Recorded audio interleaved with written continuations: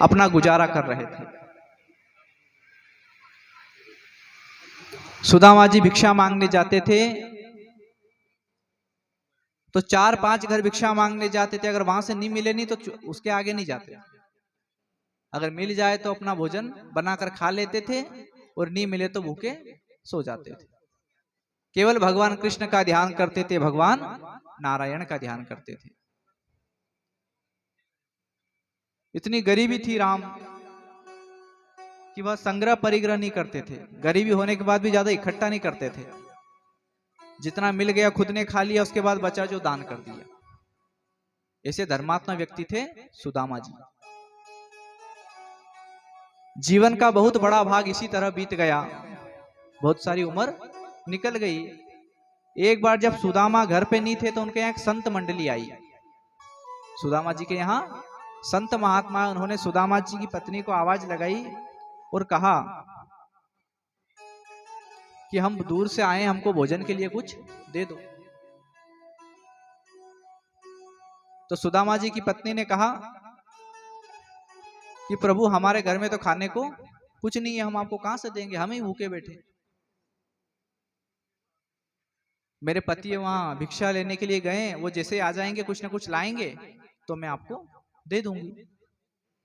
तो संतों ने कहा कि ऐसा कैसे हो सकता है, जिस सुदामा का मित्र द्वारकाधीश है वो ऐसा गरीब कैसे हो सकता है। उसका दोस्त तो बड़ा राजा है, महाराजा है, अमीर है, उससे बड़ा कोई अमीर नहीं है, और उसका दोस्त इतना गरीब। अब ये कहकर संतों ने उनको आशीर्वाद दिया और वे वहां से चले गए। अब सुदामा जी की पत्नी, उसने विचार किया, उसको पहले सुदामा जी ने बताया नहीं था कि उनके मित्र है वो द्वारकाधीश है।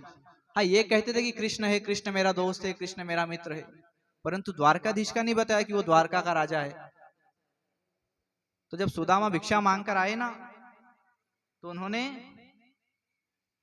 उनकी पत्नी ने पूछा कि प्रभु हमारे यहाँ संत आए थे, वो संत कह रहे थे कि द्वारकाधीश आपके मित्र है, तो कौन है ये द्वारकाधीश, बताइए। तो सुदामा जी कहते हैं कि मैं बताना तो नहीं चाहता था, क्योंकि जिस दिन मैंने बता दिया उस दिन तो मुझे उनके पास कुछ मांगने के लिए भेजेगी।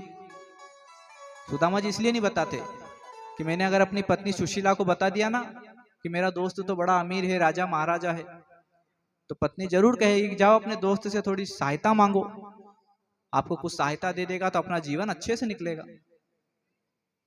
तो सुदामा जी ने कहा कि द्वारकाधीश श्री कृष्ण ही है, और जिस कृष्ण की बातें मैं करता हूं ना वही मेरा मित्र द्वारका का राजा द्वारकाधीश है।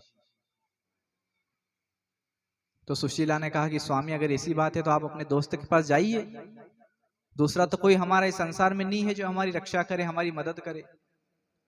आप तो उन भगवान की शरण में जाइए, अगर वे द्वारकाधीश है तो आपकी मदद जरूर करेंगे। अब सुदामा जी बड़े स्वाभिमानी व्यक्ति थे, उनको किसी के पास मांगने जाना अच्छा नहीं लगता था। उन्होंने कहा कि नहीं, भले मैं यहीं भूखा मर जाऊंगा परंतु मांगने के लिए वहां नहीं जाऊंगा।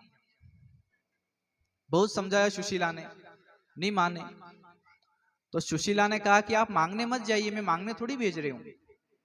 बहुत दिन हो गए, आपके मित्र ने आपसे कहा था जब आप पढ़ते थे कि मुझसे मिलने आना, तो आप उनसे मिलने चले जाओ, मांगना कुछ मत, उनसे मिलके आ जाओ, यही मेरी इच्छा है। अब सुशीला जानती थी कि अगर मेरे पति वहां जाएंगे ना, उनसे भगवान से मिलेंगे नहीं तो द्वारकाधीश समझ जाएंगे। बहुत समझाया, पहले तो सुदामा जी राजी नहीं हुई, कैसे जाए, धोती फटी है, पांव में चप्पल जूते नहीं है, शरीर की दशा इतनी खराब है। मन में थोड़ी सकुचाहट होती है। अपना कोई मित्र है ना, अपने से ज्यादा पैसे वाला है, तो अपन उसके घर जाने में विचार करते हैं कि यार वो अच्छा राजा महाराजा जैसा रहता होगा ना, अपन उसके घर में जाएंगे फटे जूते पहन के, फटे कपड़े पहन के, तो वो क्या बोलेगा, उसके घर वाले हमको बुरी नजर से देखेंगे, घृणा की दृष्टि से देखेंगे। तो सुदामा जी को ये बात बड़ी परेशान कर रही थी। बहुत समझाया सुशीला ने, अंत में सुदामा जी मान गए और वे भगवान के पास जाने के लिए तैयार हुए। अब सुशीला ने कहा कि देखो भगवान के पास जाओ अपने गुरु के पास जाओ या अपने मित्र के घर जाओ, किसी के भी घर जाओ, तो कभी खाली हाथ नहीं जाना चाहिए। जो बने, हम किसी के रिश्तेदार के यहाँ भी जाते हैं तो कोई फल तो ले ही जाते हैं, कहीं नहीं तो चलो केला तो ले जाओ, छोरा छोरी के बांट दांगा, केला महंगा है तो चलो 5 रुपये को बिस्कुट ले जाओ, वो तो दे देंगे। खाली हाथ कोई नहीं जाता। न कोई खाली हाथ चला भी जाए तो वो उधर से आते समय उनके हाथ में 10-5 रुपए तो देकर आते हैं।